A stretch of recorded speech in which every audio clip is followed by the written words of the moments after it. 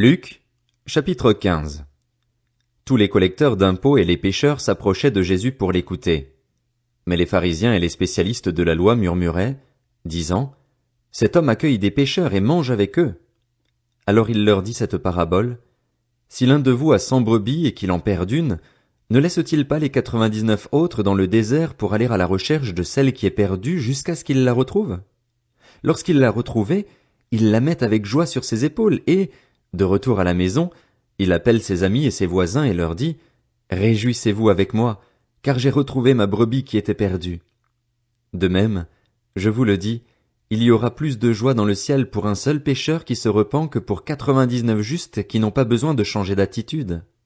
Ou bien, si une femme a 10 pièces d'argent et qu'elle en perd une, ne va-t-elle pas allumer une lampe, balayer la maison et chercher avec soin jusqu'à ce qu'elle la retrouve?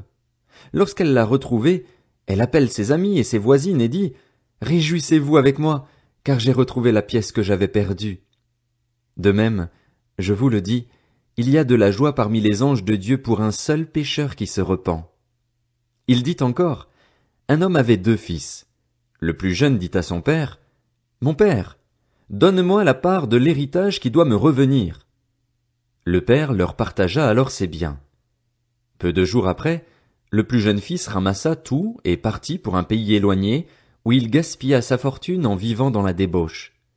Alors qu'il avait tout dépensé, une importante famine survint dans ce pays et il commença à se trouver dans le besoin.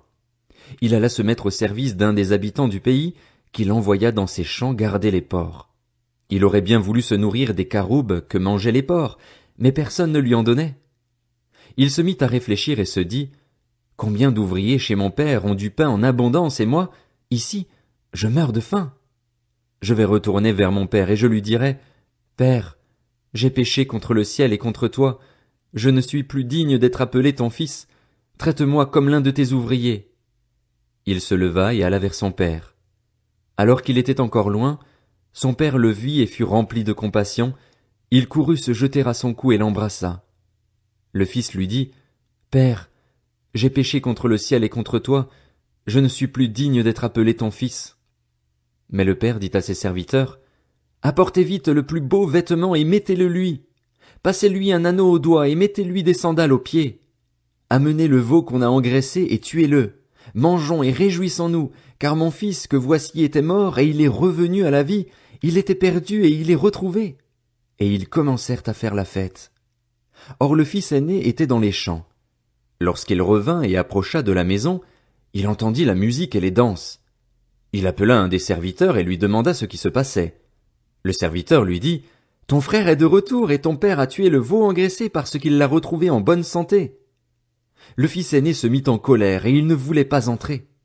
Son père sortit le supplier d'entrer, mais il répondit à son père, « Voilà tant d'années que je suis à ton service sans jamais désobéir à tes ordres, et jamais tu ne m'as donné un chevreau pour que je fasse la fête avec mes amis. Mais quand ton fils est arrivé, celui qui a mangé tes biens avec des prostituées, pour lui tu as tué le veau engraissé. » « Mon enfant, lui dit le père, tu es toujours avec moi et tout ce que j'ai est à toi. Mais il fallait bien faire la fête et nous réjouir, parce que ton frère que voici était mort et il est revenu à la vie, il était perdu et il est retrouvé. »